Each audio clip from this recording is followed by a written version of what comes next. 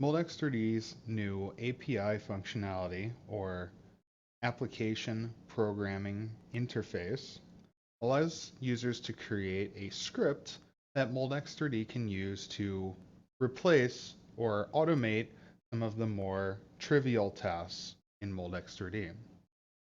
The following script is going to go through a 9-step procedure where it's going to create the project file, import a pre-selected part geometry or set of part geometries. In this case, there are 5 of them. It's going to select a gate location automatically using the gate location advisor.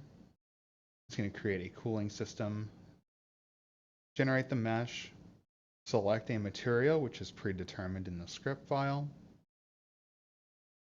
use a default process, run the simulation, and then ultimately, after the simulation is completed, it'll download the results and output a report based on a pre-selected template. Let's see how that API functionality works out. Here's a look at the script itself. The inputs here are going to be the material file that you want to use, as well as the part geometries that we're desiring to use as well. In this case, there's going to be 5 different part geometries. You can see that this script has created the project file, has imported the part geometry, selected a gate location automatically, brought in a cooling system, meshed the whole thing. You can see the material, process, and computation files are automatically created, and then the simulation itself will be launched automatically. While that first simulation runs, it then goes through and creates the second run. So this isn't limited to just one single application or one single script usage. You can input as many models as you want to into this script file. If you just want a simple quoting process, or if you just want to run a quick simulation and get some results. You can then go into those analyses, since these are just regular projects. You can go in and change whatever information you want to change after these analyses have been automatically set up for you. And it effectively creates a baseline simulation profile that you can iterate upon however you need to. Here's the third file.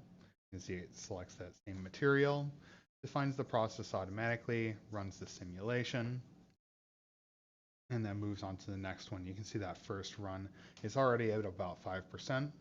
I urge you to look down at the bottom right corner where there is the cursor in this particular video script. The user is not doing anything. This is all the script running these functionalities. And you're not limited to this default script. You can create whatever kind of script you would like, whether that is for setting up the simulation, which we do have a predefined API script for that, but also for certain result interpretation techniques, more tedious tasks, such as report generation or developing some result items, such as the fiber orientation through the thickness using a probe. These sorts of functionalities can also be implemented through the API functionality. All right, this is the last part of the 5. And so after these simulations are all ran, the information will be downloaded automatically, and then the script will create a report output for you as the final output from this script file.